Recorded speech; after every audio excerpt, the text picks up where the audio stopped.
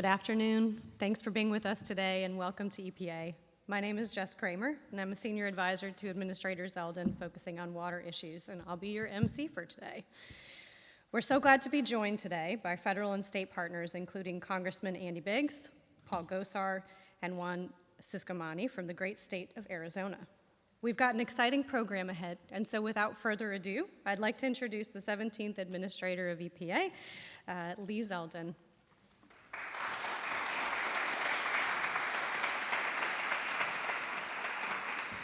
Jess is also the president's nominee to head up the Office of Water here. She left that part out, and I owe her after that resounding introduction. Thank you, Jess. Just kidding. We're so excited to have all of you here. This is a great day for advancing cooperative federalism. What a great concept. The state of Arizona comes to the federal government and asks to do something themselves, and the federal government says, great, yes, we want to work with you. And the relationship between federal government and state grows stronger. We need more of that wherever these opportunities present themselves. When I got sworn in as administrator, I had been working with Senator Kelly because he's on the Senate EPW committee. So I met with him. He had a long list of Arizona items. And I served in the House with some of the members you're going to hear from today.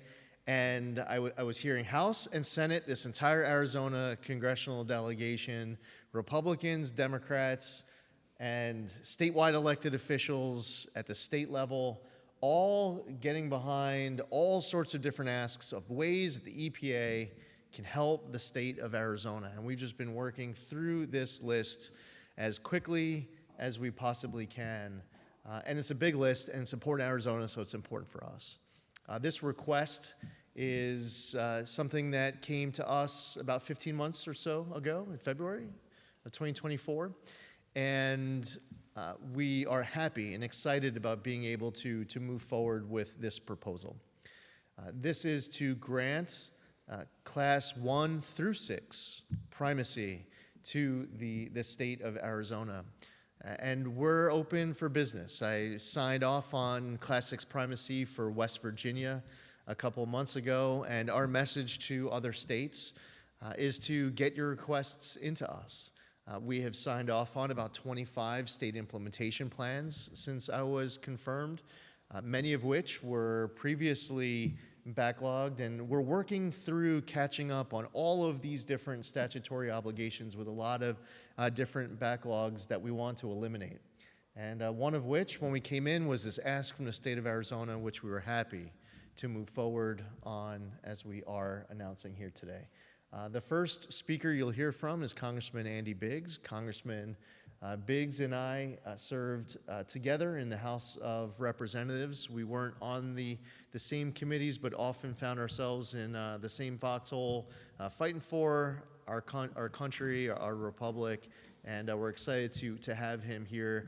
But as I bring him up, a big shout out to both Congressman Gosar and Congressman Ciscomani, both for being here as well, the three representatives of the great state of Arizona. Andy.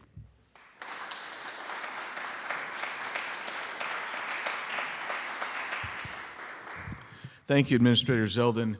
It's an honor to be here on this momentous day because this is huge for the state of Arizona, but it's also huge for the country because it emphasizes, once again, this administration's commitment to the restoration of federalism on a cooperative basis. And there's no one that's doing that better than Administrator Zeldin. He's doing a fantastic job, and EPA is they're leading the way. And I was just telling him beforehand, and all the places I speak in Arizona, I talk about the things he's done and EPA has done to facilitate Arizona taking control of its own environmental issues again, and what a blessing it is. And this particular one, we're talking literally hundreds of millions of acre-feet of water that are sitting below that we need to be able to regulate. And if you know Arizona, we got to be able to do that. And so this is a tremendous benefit and blessing. I just want to say, Administrator Zeldin, you have my gratitude and the gratitude of the state. Thank you so much. And we're looking forward to continued cooperative federalism with our friends here at EPA. And let me tell you, I've never been able to say my friends at EPA, but I can now, so thank you. It's my pleasure now to introduce my seatmate from rural Arizona, a great longtime congressman, my friend Paul Gosar.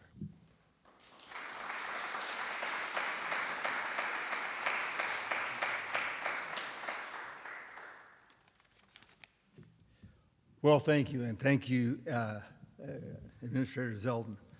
He's been a good friend, and he's been a great friend of Arizona's. So I'd like to thank him for all that he's doing at the EPA for Arizona and for the rest of the country. After years of the Biden administration's delaying and dragging its feet, the approval of more than 150 applications for underground carbon dioxide injection wells, including in my great state of Arizona, President Trump and the EPA Administrator Zeldin have kept their promise. Under the Trump administration, the EPA has moved quickly to review and approve long-delayed projects. The approval of this project in Arizona will provide much-needed certainty for the fast-growing carbon capture industry and will maintain Arizona's and America's leadership in deploying these technologies. President Trump and EPA Administrator Zeldin are advancing conservative and environmental stewardship along with federalism, while promoting economic growth for families in Arizona and all across America. Today's approval is yet another example of the Trump administration's promise of powering the great American comeback. I've always said, trust is a series of promises kept. How can you not look at Administrator Zeldin and President Trump and not gain that respect of trust? It's true. Promises made, promises kept. Thank you, Lee and Administrator Zeldin, for actually helping us get this done, and we look forward to many happy years again. Now I'm going to introduce one of the newest members of our delegation, Juan Ciscomani from Southern Arizona.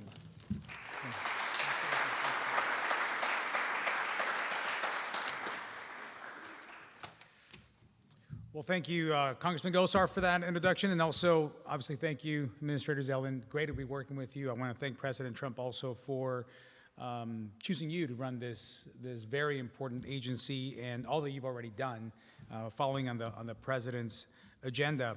It's an honor to stand with you all today alongside my colleagues from Arizona as we mark a huge milestone for Arizona's energy and water future. Today's announcement is about more than just regulatory authority. I think the word has already been used. It's about trust. If you think about it, it's about trust. It's about trust in Arizona's ability to manage its own resources and protect our communities. I think the administrator said it perfectly. Here you have a state asking to be able to do this ourselves, and the right is granted from the federal government. You don't see that every day, certainly not in recent history. So that has been extremely important. With this approval of Arizona's application for primacy over underground wells, the EPA is keeping its promises to empower states by pulling back unnecessary red tape on important natural resource projects. So again, we have trust, and then we have delivering on promises that have been made. This is exactly what this administration has been focusing on, and just in the first little over 100 days, we've seen many of these kind of wins. And when you see one like this that is so unique in the sense of giving something back to the states so that the states can regulate on this like Arizona is going to do, it's great. And Arizona understands our land, our water, and our energy needs better than anyone in other parts of the country can, including Washington, D.C. And when you look at Arizona and a state like that you've been able to, we build the fifth largest city in the nation in the middle of the desert, it's because Arizona has historically worked on water issues on bipartisan basis and know that water is our livelihood and energy is our future as well. So we have many projects that this new policy is going to benefit Arizona, and we couldn't be happier to be here to celebrate and to say thank you once again, Administrator, for this opportunity, and to my colleagues as well that have been fighting for this for a long time. And here we are in a day of celebration, again, of trust and promises kept. So thank you very much. With that, Administrator Zeldin, back to you.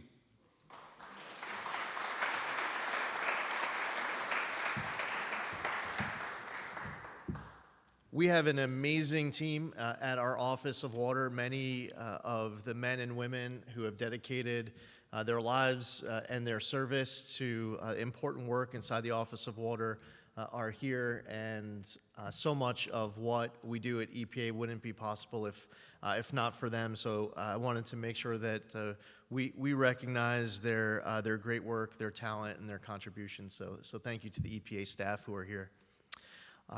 Okay, so last time we had the media here, we were able to spend, I don't know, I was like 70 minutes of answering questions. Every single member of the media had an opportunity to do it. We might only be able to get to a couple of questions here now before we do the signing. Anyone in the media have any questions? Yes. With the Hill, I wanted to ask you about the PFAS rules from yesterday.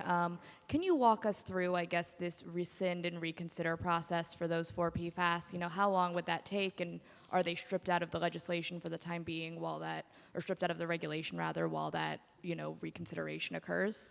Yeah, I appreciate you asking, and one of the frustrations that I saw of some reporting on it is that they were inaccurately reporting on what we actually announced.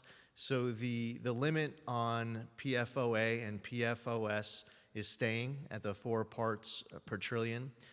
And on the 4 other chemicals, there was a procedural error that we are addressing. We're going through a litigation process right now, and we're going to fix that procedural error. One outlet wrote that we are going to be putting out a less stringent regulation. I went back and read what we put out. Like, where did that come from? That's not something that we had stated. And quite frankly, there's a possibility that at the end of the process, a new number could be lower, it could be higher. What we want to do is follow the science, period. And the other thing, too, is there's a lot of new innovation that people are working on. They come to EPA, they want to incorporate their innovation to help with PFAS cleanup. Now, two points. One is as it relates to PFOA and PFOS. When I was going through the confirmation process, I had members of Congress expressing concern about what's referred to as passive receiver. They're concerned that the cost was going to be borne by their local drinking water system, and that cost would be passed off to the consumer. And then essentially the consumer would be paying to clean up PFAS contamination, which they shouldn't be responsible for. And these members of Congress wanted us to address it. Secondly, they were saying that some of these local drinking water systems would be unable to afford to hit or unable to hit the particular date in the regulation that was on the books, and they need some assistance. And that was part of the announcement yesterday, was with regards to the requested compliance flexibility as it relates to PFOA and PFOS. We want to assist these local water systems to be able to deal with this very important cleanup. There's a lot of science that is out there that EPA has been relying on, and that's how the 4 parts per trillion number was arrived at in the first place. And just to give a little bit more background on the procedural error as it relates to the other 4, I'll read it to make sure I get this spot on. There was a combination of with the preliminary regulatory determination with the proposed rule, which means that the EPA skipped a traditional step in the rulemaking process by issuing the proposed drinking water standard at the same time it proposed the formal decision to regulate PFAS, rather than doing those steps separately. The Safe Drinking Water Act explicitly allows for certain steps to be combined, but what actually took place actually isn't allowed under the Act. And as I pointed out, the MCL could get lower in this process. So sorry for those who are here that didn't expect us to spend a little extra time talking about PFAS, but it's just important added background and context. I don't have a timeline, but that's something that we can get to you. We're going to do this methodically, thoughtfully, and we want to get it right. Yes? Issam Ahmed from Agence France Presse. Similar line of questioning, but how would you respond to those affected communities who see this decision where we're taking, for example, the chemical Gen X off the list right now, and I understand you're saying you're reconsidering it, but this is a chemical which has been linked to a number of harms in the organ systems and with cancers. So, a lot of people, for example, in North Carolina, people in, Republican communities of feeling upset by such a decision. What would your response be? Again, we're going through litigation at this point. It's one of the reasons why when going through rulemaking, we have to follow exactly what the law says as far as the process, because as far as durability, that's probably the word that I heard the most about when I was going through the confirmation process, is making sure that all of our actions are durable. And right now we are going through a PFAS challenge on the regulation that was passed. This doesn't have to just be the federal government. If there's a local community that wants to step up, a state that wants to step up and take initiatives as it relates to PFAS, this isn't stopping them. A message to a local community that wants to do something about any type of chemical in a water, they can go ahead and address it. As far as EPA, we're going to make sure that when we go through this process that we do not combine those two steps. But as I pointed out now twice, there's a possibility that at the end of this process that the MCL might end up being lower. So any article that is out there that says, one, that we are going to be releasing a proposed less stringent regulation, that's not based off of anything EPA has actually said publicly. And secondly is at the end of this process, what we care about is following sound science. And one of the things that we've noticed as it relates to PFAS is that as each day goes by, there is more technical data. There is more information that can allow decisions to get made. And when you do a cost-benefit analysis, which is part of this process as well, the cost of compliance for these local drinking water systems might be less a few months from now, or a year or two. Every time I have somebody reach out talking about wanting to propose some new innovation that they have to help clean up PFAS, I think that's fantastic, that they are investing their time and their energy towards this research and development, because there are a lot of water systems out there that take this very seriously, but they're struggling to be able to address it. I'll do one last question, then we're going to do our signing. Hi, Molly Martinez, Gray Television. Just clarification. You believe the onus should be on these communities to protect themselves and not on the agency? No, Can you no, expound that's on that a not what little I bit? stated. First off, something that I mentioned just a few minutes ago here is that one of the concerns that members of Congress had provided to me as I was going through the confirmation process is a strong desire to not have any type of passive receiver obligation, to not put the burden on an American to have to clean up any contamination in their own system. That is something that's important to members of Congress. I heard it from both sides of the aisle, and that's something that they want us to address. We heard them loudly and clearly. We've committed to working on it, and that's a key aspect. Not to be interpreted, misinterpreted. The question that I was just asked is, I'm saying if there's a local community that wants to do more, they don't have to wait for permission from the EPA to do it. All I'm saying is that if there's any state, if there's any local community that wants to tackle any of this contamination, and here we are talking about PFAS, but this could apply to a lot of different topics. You don't have to wait for us to sign off on an approval for you to clean up your system. That's what I was getting at in answering that last question. So I want to thank everybody who is tuning in online. Thank you again to the Office of Groundwater and Drinking Water staff, who we want to invite up. We want to invite them up. We want to invite our members of Congress up. And this is a special moment for Arizona, and it's also a message from EPA and from Arizona to other states out there that want to work with EPA to be able to get approvals whether it's a state like West Virginia requesting Class 6 primacy, or it's a state like Arizona requesting Class 1 through 6 primacy. We stand by at the EPA, at the Office of Water, looking forward to opportunities to be able to work with states all across our great country. At this time, I would invite everybody up, and we'll do a signing.